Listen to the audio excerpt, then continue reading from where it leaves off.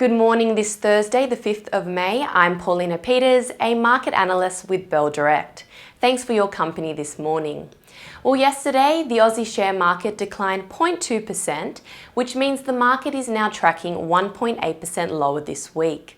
Looking at the sector performances, we can see that the market was mixed. Notably, the real estate sector fell 1.5%, its lowest level in almost 2 months, as investors began to factor in higher borrowing costs for property companies with interest rates rising.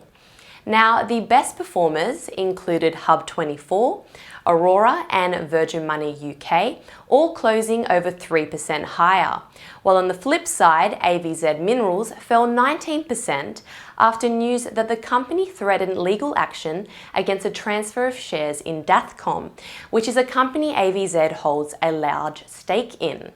Also declining yesterday were tech shares like Zip, NOVONIX and Tyro Payments, TYR. And some of the most traded stocks by Bell Direct clients yesterday included Flight Centre, FLT, Commonwealth Bank and Firefinch, FFX. Now, it was a big trading session over in the US. The Dow and the S&P 500 saw their biggest daily gains since 2020. The Dow rose more than 900 points, the S&P 500 was up nearly 3%, and the Nasdaq lifted an impressive 3.2%. As expected, the central bank announced a 50 basis point increase, or 0.5% increase in the benchmark interest rate. That's its biggest rate increase since 2000. And the Fed noted that it would also start reducing its balance sheet in June.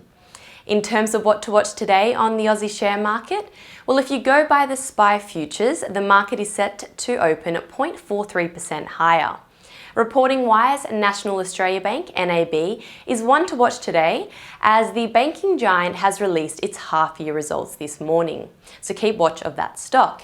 There are also a few other companies releasing results today. These include Eclipse Group, ECX, and Virgin Money UK. Economic news-wise, Australia's balance of trade for March will be released today.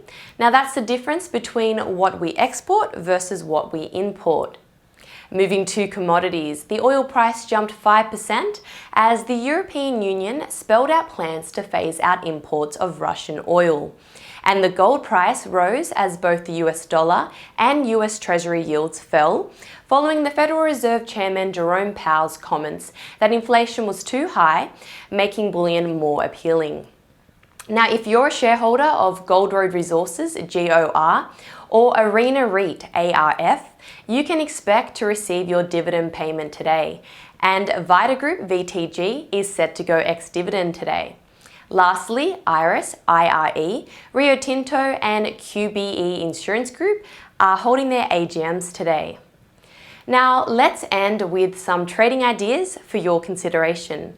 Citi have maintained its buy rating on ARB Corp, ARB, however with a reduced price target from $48.15 to $46.63.